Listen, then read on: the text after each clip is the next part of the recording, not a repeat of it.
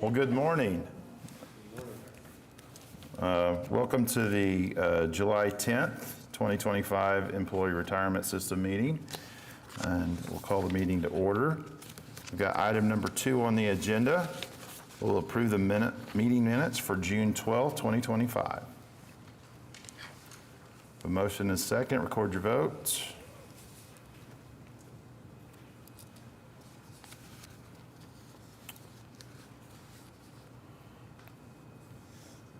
Passes unanimously. Now we're on to item 3, consent docket. We've got 4 items. Motion and second. Record your votes.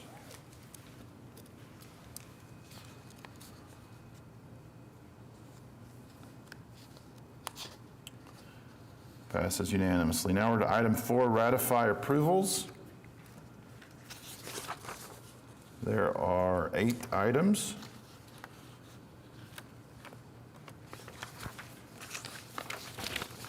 Record your votes.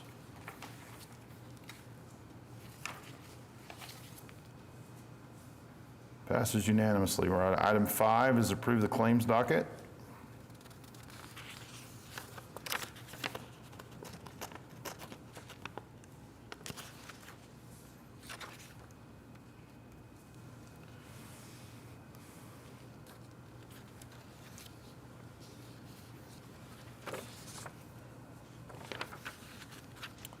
Passes unanimously. Now we're to item 6 is approve the following applications for service retirement. We have a total of 4.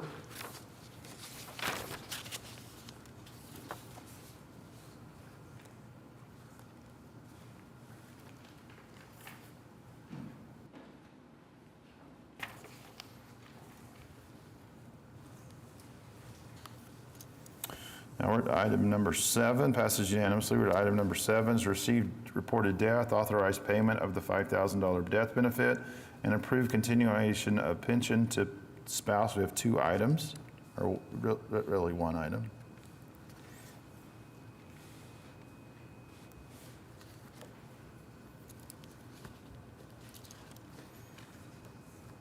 Passes unanimously. Now item number 8 is approve the continuation of pension to spouse. We have 1 item.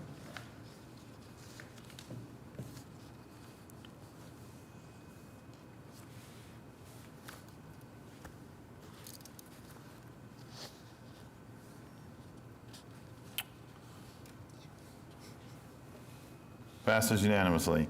Item 9 is to receive report of death, authorize payment of the $5,000 death benefit, and authorize secretary to make necessary changes to conform to the following. We have a total of 3 items there.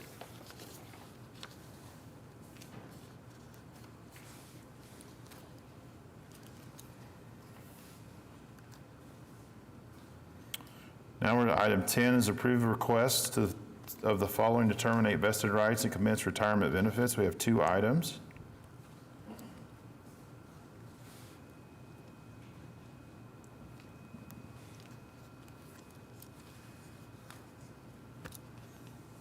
Passes unanimously. Now before we go to 11, I'd like to recognize our new trustee, Joanna McSpadden. This is her first one, and so welcome to the board. You'll find this it's fun. Good people, and but welcome to the ERS. So, all right, now we'll go to item 11, receive investment consultant report. Mr. Pujols. Thank you, Mr. Chairman. So as we sit here midway through the year, we've had a pretty bumpy, volatile ride. Although as you'll see, returns on the fund on a trailing 1-year basis up over 9%, so well above your assumed rate of return. We've had quite a bounce back. This chart on the lower right of this page is showing the S&P 500 from the previous high on February 19th, which was before tariffs were announced. We saw a pretty significant decline down almost 20% in the S&P 500, only to recover all of that and a little bit more and to reach a new all-time high. You know, you'll hear me, and forgive me everyone, but for Joanna's benefit, with a long-term portfolio like this, the most important thing that you all do as trustees from an investment standpoint is establish the strategic asset allocation. How much in stocks, bonds, real assets, within stocks, how much in U.S. large and small, how much in international, emerging, private equity. And once we establish that, we really try to take the emotion out of deciding where to be and how to reposition the portfolio in the short term. The logic in how we reposition is simply based on that strategic asset allocation. So as things run up, we take a little chips off the table from that, and we might be reallocating to things that have gone down a bit. For a pension plan like yours, that's fairly that is mature, and you have ongoing operating needs, meaning you have to pay pension benefits on a monthly basis. The primary mechanism for paying benefits or for rebalancing is we're taking from what's done well and using that to raise cash to pay benefits. There's very infrequently do we have to make major moves from equity to fixed income because the portfolio's drifted so much. But what it also does, it allows us not to be reactive when U.S. large cap stocks are down 20%. We don't get concerned and have an emotional response that we need to sell more of that and go somewhere else. The benefit this year has been a couple of areas that really have been, over the last decade, a bit of a headwind. Non-U.S. stocks in particular, emerging markets and international stocks. If we look at the last 10 years, large cap U.S. stocks and really a handful of those stocks have dominated returns. Emerging markets and international and bonds, throw bonds in there, really haven't been that beneficial. But you'll see this is the light blue bars are year to date through the end of June. So through the first half of the year, emerging markets up 15.3%. The MSCI EAFE, which is developed non-U.S. markets, up almost 20%, 19.4%. That's really helped in a period where we saw U.S. large cap come down.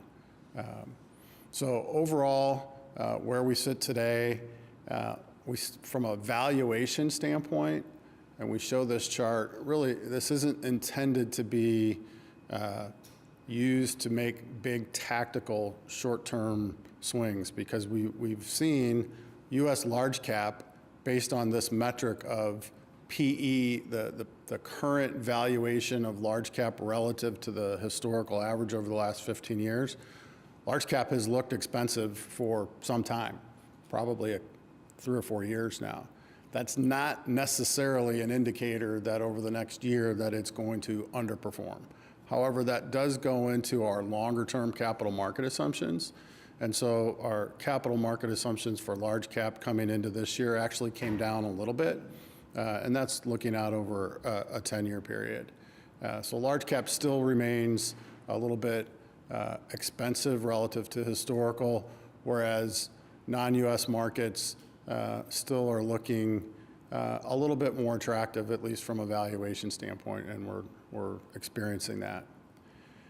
So in terms of where we stand relative to our targets and the asset allocation across the broad buckets of equity, fixed income, and real assets, pretty much at or near the targets, a little bit overweight to equities at 61.5%.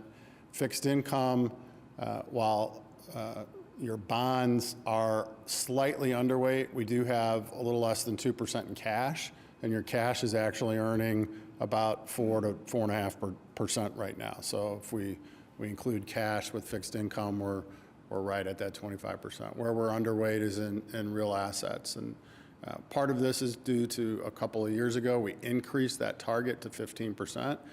It's slow to get there.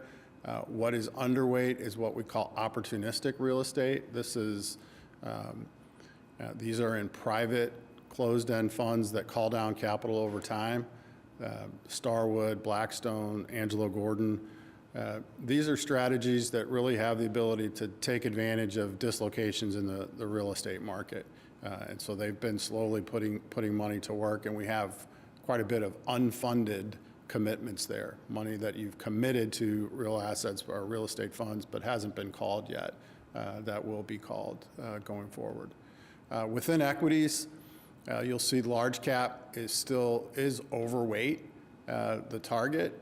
Private equity is underweight. Again, this is a function of some modifications to the strategic asset allocation. We've slowly, over time, been increasing that target to private equity. Because it takes so long to reach the target, we don't just bump the target up. But a couple of years ago, we bumped the target from 10 to 15. We can't just put money in to private equity. These funds, you make commitments, they call down that money over time. So we're working via a pacing plan where we commit so much each year to try to get to that target. The unfunded portion of private equity, most of it is in U.S. large cap. It's overweight despite being the primary, if not the sole source of cash when we need to raise cash, probably for the last 2 years at least, two to 3 years. That's where we're raising cash for benefit payments. So overall performance on a 1-year basis, gross of fees about 9.8%, net 9.4%. Relative to the policy index, we're trailing a little bit, and it's really coming from areas that we've talked about. We've had your small cap managers in over the last few months and did a pretty deep drill down there. Small cap, while up a little under 7% net of fees, the benchmark's up 9.9. A lot of this is that benchmark, it is a small to mid cap benchmark.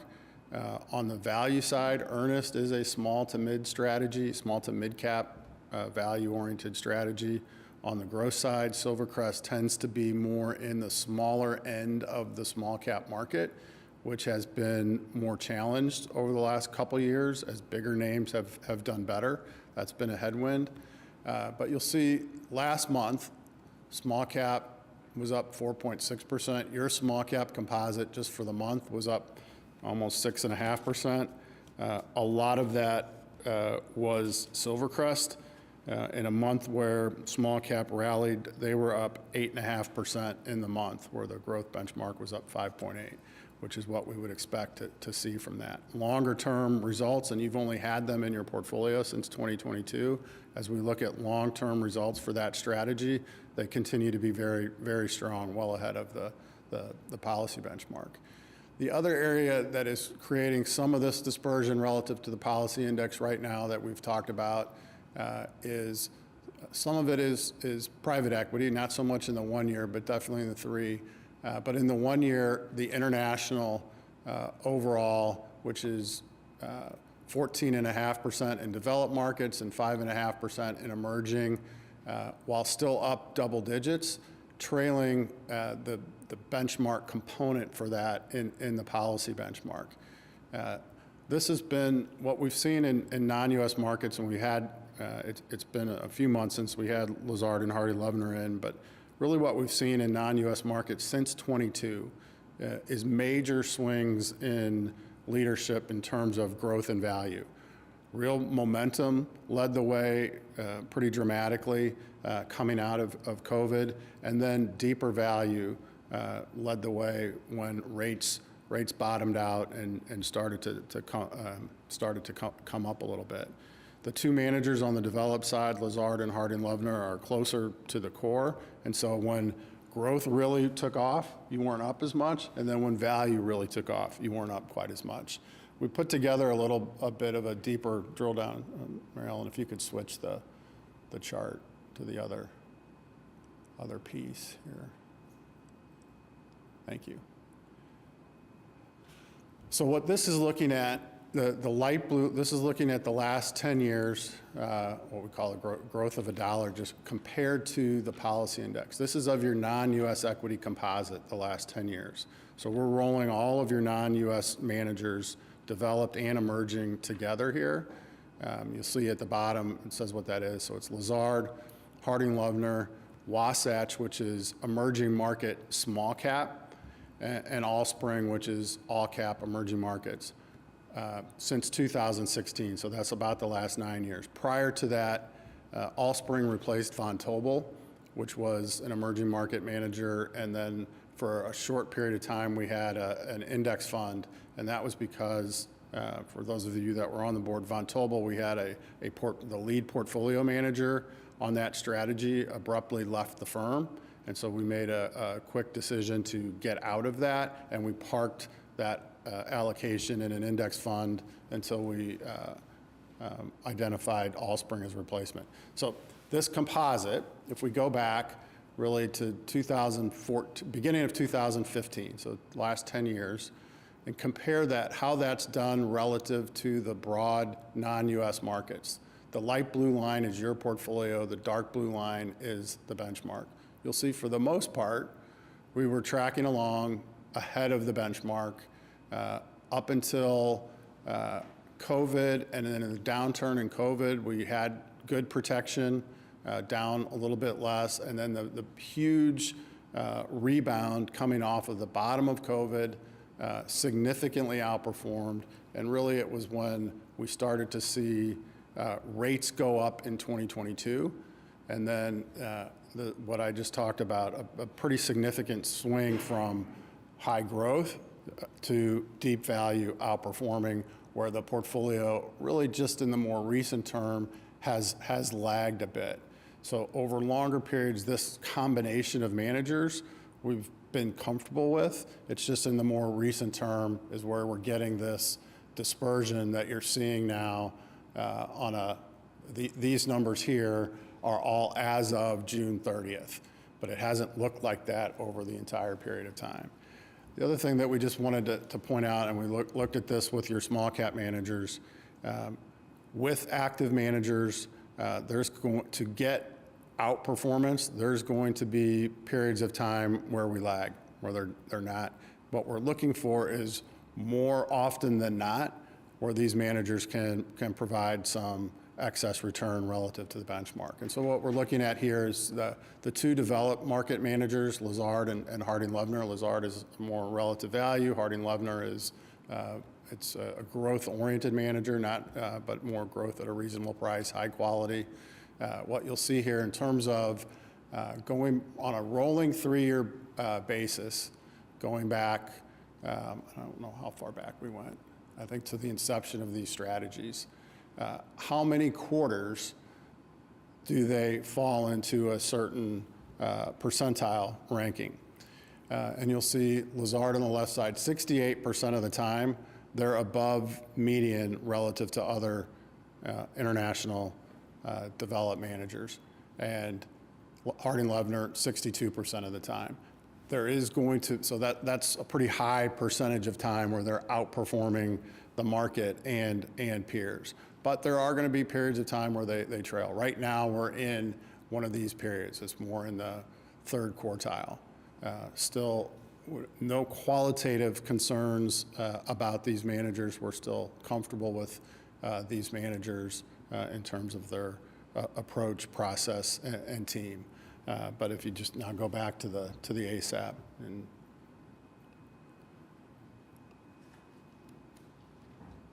that is what, there we go. That is what's leading to a little of this dispersion here, that because of the weight that this carries in the portfolio, that is contributing a little bit to that. So I wanted to just drill down a little bit deeper on that. I know a lot of this, it takes patience. This board has been very good over time with being patient with managers. We know there's cyclicality in manager performance. Over the long term, you're seeing this number coming up. This had come down below probably 6.5. You've been conservative also in your assumptions from an actuarial standpoint, bringing your required rate of return down to 7. We would expect this number to continue to trend up a little as the negative returns of 2022 are starting to have less effect as we've come forward, and interest rates are a bit higher, so expectations for portfolio returns relative to what they were a couple years ago are a little bit better. Any questions on this month's report or the drill down on non-US managers. Any questions for Jason? All right, thank you. Thank you. So we do need to act on this and actually receive it. So we'll entertain a motion. Record your vote.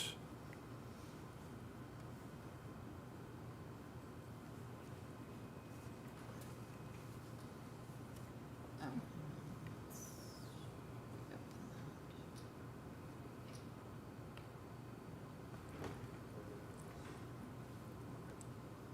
can just record it if you want.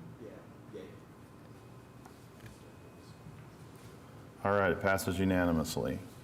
Now we're down to item 12, comments from the board. Have any comments from the board? We're a quiet bunch today. Staff? Welcome aboard, board.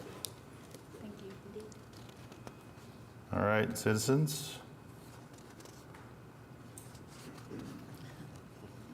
All right, hearing none, we're at item 13, and at 10:22, we are adjourned. Thank you.